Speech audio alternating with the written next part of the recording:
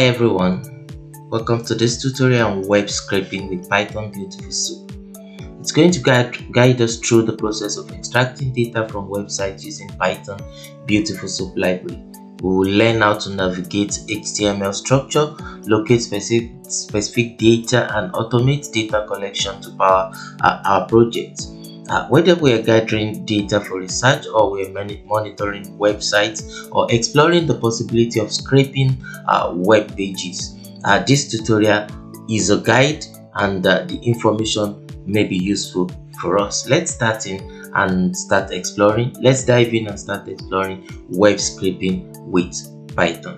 If you find the information that we share in this video useful for yourself or someone else, please don't forget to subscribe and like our videos and share with others that might find this tutorial useful. This will encourage us greatly and will make us do more. Thank you.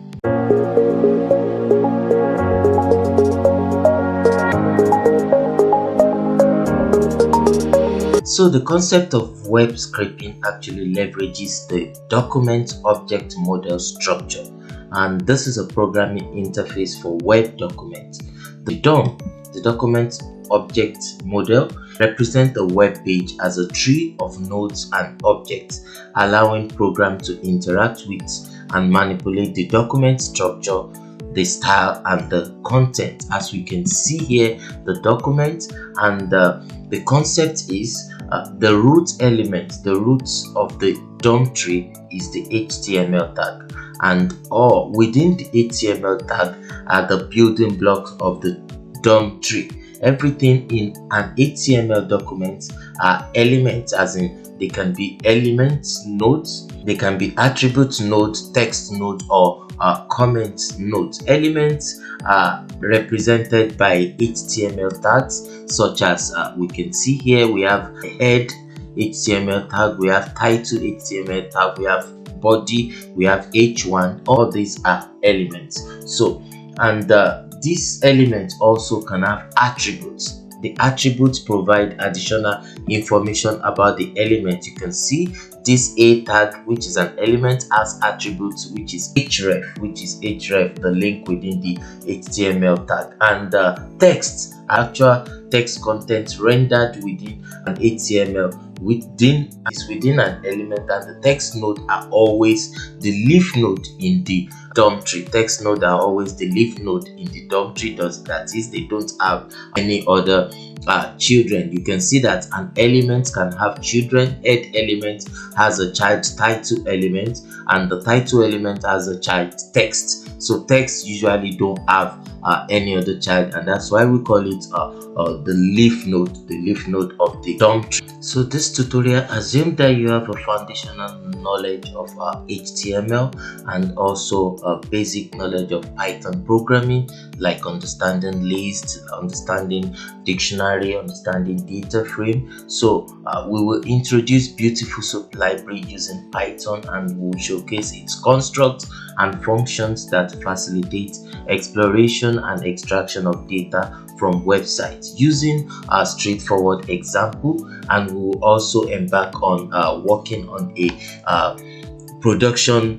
live production website where we'll extract, clean, and present data from the website. This demonstration will highlight the capabilities of BeautifulSoup and Python in web scraping and data manipulation. So let's go and start coding.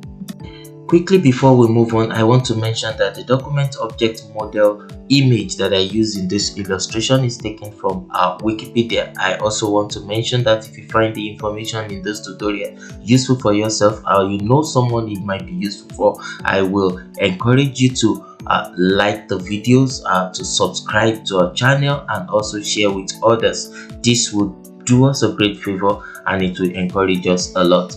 Thank you. So let's move on in this tutorial. So as I have mentioned earlier, we will assume your basic knowledge of Python programming and the concept of HTML. in this tutorial. I will first define a static HTML document which we will assign to Python string and parse directly into BeautifulSoup, and this will provide us a use case to demonstrate the functions provided by BeautifulSoup. We'll pass this known structure that we will define and with predefined block of HTML, and this will give us this will help us to illustrate the examples of using the function. So you can see, like I said, I have opened Python editor, which is JupyterLab, that we will use in this tutorial, and I have a HTML document which I have defined here. Let's look at data. Open with editor. You can see I have defined the HTML. We have HTML tag, and inside the HTML tag we have the head tag, which is a direct child of the HTML, and the title tag is also a child of the head tag. And inside the title we have a text which says introducing my family, so this text is a child of the title tag. So inside the HTML tag too, body is a direct child of the HTML tag. Body tag is there, and inside the body tag we have the paragraph p tag, and p tag as an attribute which we attribute class, which title is assigned, text title is assigned to the attribute. So inside the p tag we have the b tag. The b tag also have text inside it, which is a child of the b tag, which is the family. So I also have another p tag inside the body tag, and this p tag also have a text which is direct child to it, and also a break tag, br tag, and also it has the ul tag, which is a direct child to the p tag. And the ul tag also have a li tag with 3 li tags. Each of the li tags have a tag, and the a tag has attributes, href, class, and id, which are their assigned variables. And I have this sunji.html, kenny.html, children.html assigned to each of the href attributes of each li tag.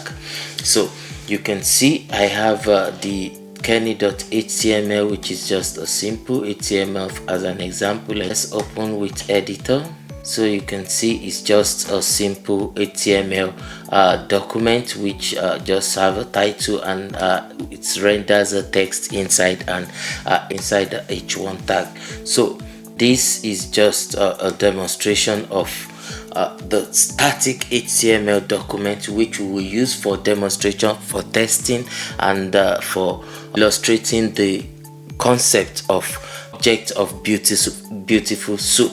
So let's see how we can pass this kind of static HTML document. So I will render it as a string inside the Python script. So after using this as a demonstration, I'll also demonstrate how we can pass a live web page. So let's start with this. Let me say we have HTML, static HTML doc, which will render as a string, So let's copy this example HTML from the editor.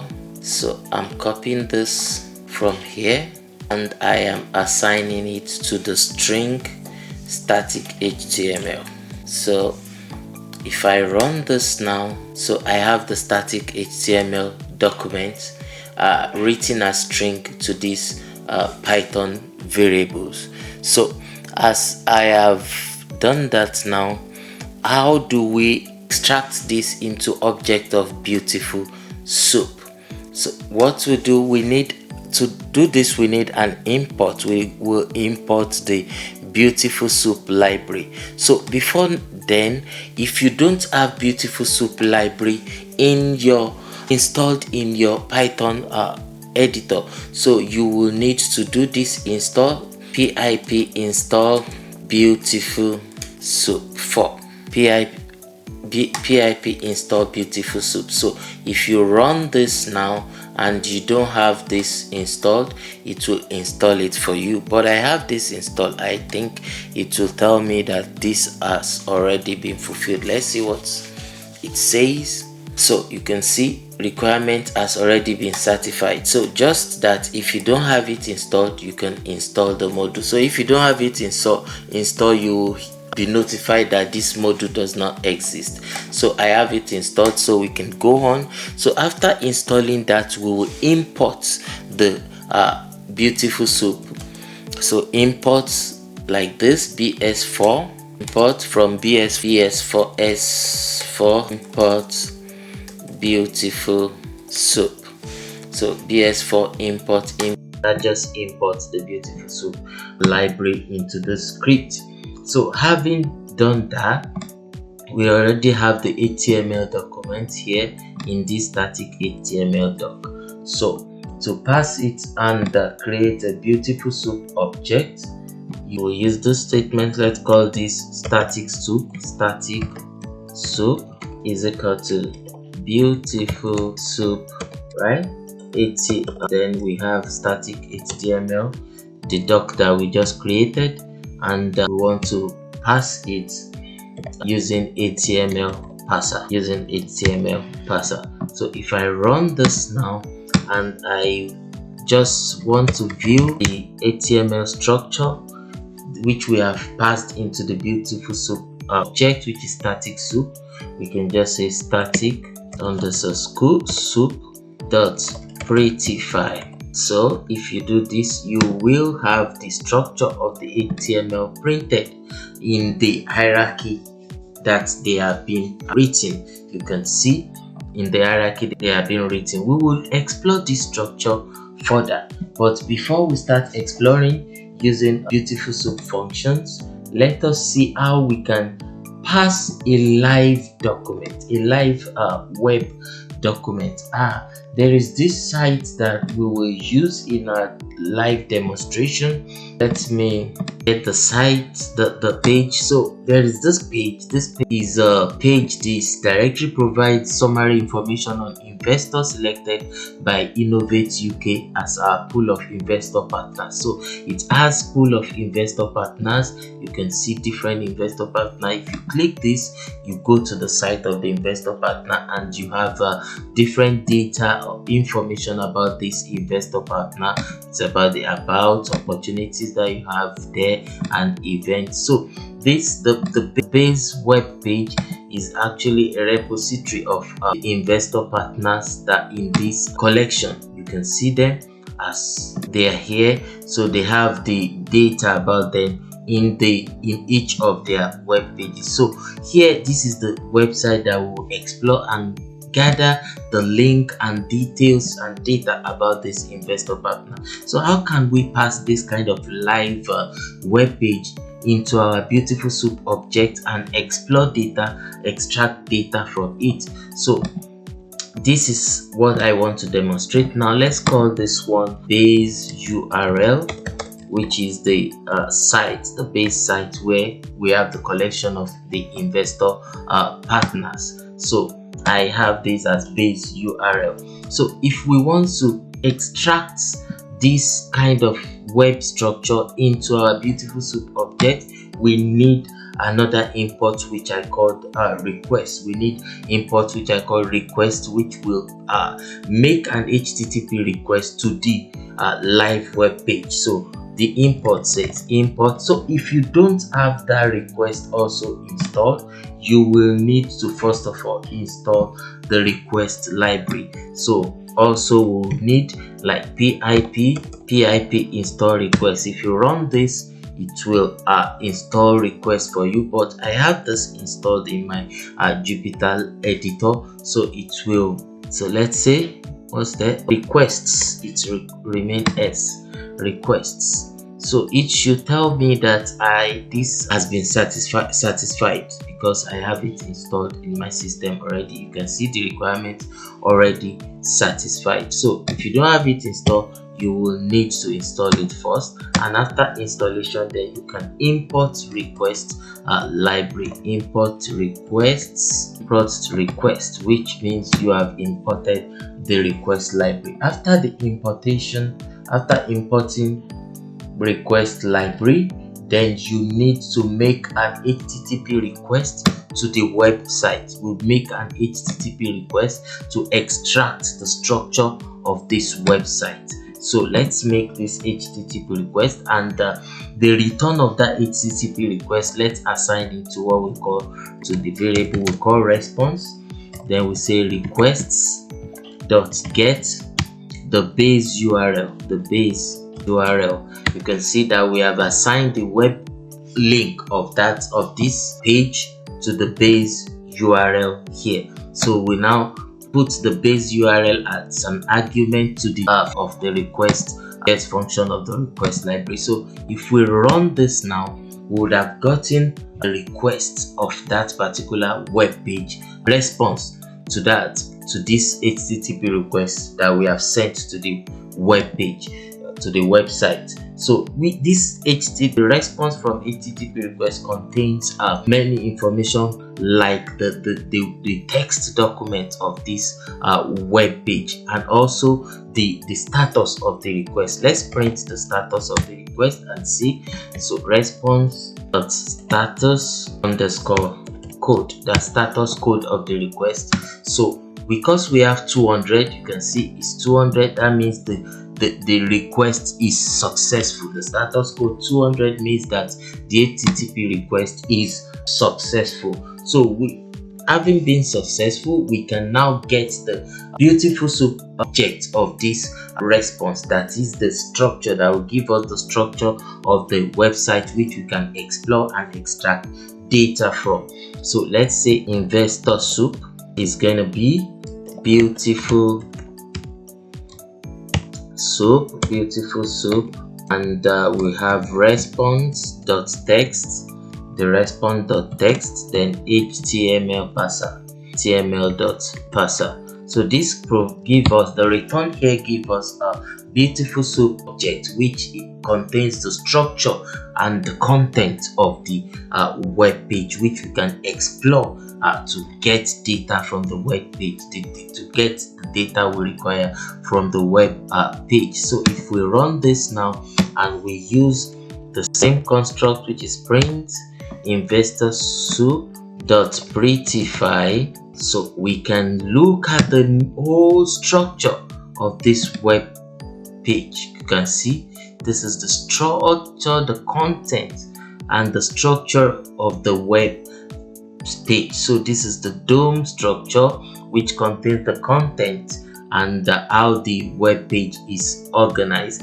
With this given, we can explore data from the web page and extract data from the web page as it is useful for us. So here I am able to demonstrate extracting a BeautifulSoup object of a live web page, but we will use our static HTML web to demonstrate structure, as in to demonstrate functions that we can do with BeautifulSoup object, and at the same time we will use this particular site that I have used to demonstrate the live website extraction to actually demonstrate a real-time project of extracting data from our website. As we have done this, let's create a function that will extract this BeautifulSoup object of a live web page for us, so that we will always use this function. Let's write the function. So let's bring this together and write the function. So here we have let's say def request function. Let's say web request.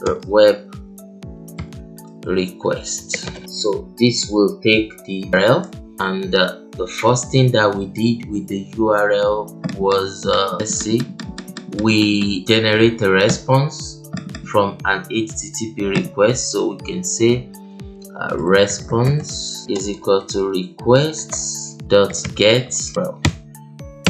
So now we can now say if we want to check if response status is 200. We'll check if response status is 200. If response dot status code is equal to 200, then we know that the request is successful. Then the soup will be beautiful soup. Get the response dot text and use HTML parser to return this soup object parser. So after returning the beautiful soup object, we may say print successfully, website successfully retrieved. So this is when it is successful. Then else, if this is not successful, is if the HTTP request isn't successful, right? We can say print. So we format the print, fail to retrieve the web page, then status code, then give us the status code here, response.status code. So your response have the status code returned to it, so this will end here and the formatting ends. Then else, if everything is done, return the soup. So if everything is done, return the soup. So if this failed, then soup has none. So let's say we have a soup which is equal to none here. So I think we might not need to even do this. So if it returns, if it doesn't return anything, if the soup is not let's assume it's none, let's just say it's none. So and that's it. We've run this. What is the problem? We have double quotation here, so let's run this. Fine. And let's now have this return investor soup. Let's use the function to return investor soup for us so that we can be sure we have this. Let's call it investor soup 2 so that we will know that this is returned by our function. So we have base URL. Let's see, this is base URL, and if we run this function, let's see, website for successfully retrieved. So let's now look at prettify print of the retrieved from soup. So if we run this, it will give us the same thing exactly. So this function now is what we will use when we want to demonstrate with this live web page. So you can see that we've been able to retrieve all the structure and the content of the live web page that I have shown you here. So we will leave it here for now.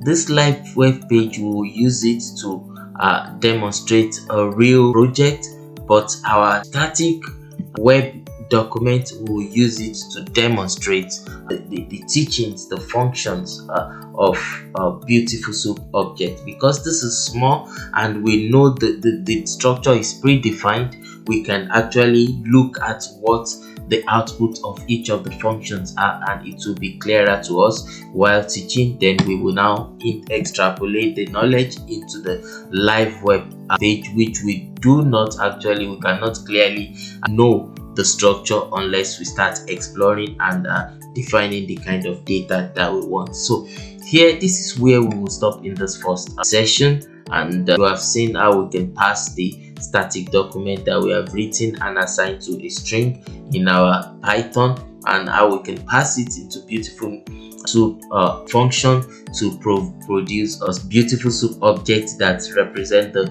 structure and content of a web page. And also I showed you how we can do this with a live web page and needing the request that we make HTTP request to the live web page and return the response, and the response is now passed into the beautiful soup function to get the beautiful soup object that represent the structure and the content of the live web page. In the next video, we will continue exploring the static HTML document to actually see how we can use BeautifulSoup object to navigate the data structure of a web page. So this is where we will stop now. In our next session, we will delve into the functions and utility of the BeautifulSoup libraries to navigate the data structure of parsed web pages. See you then.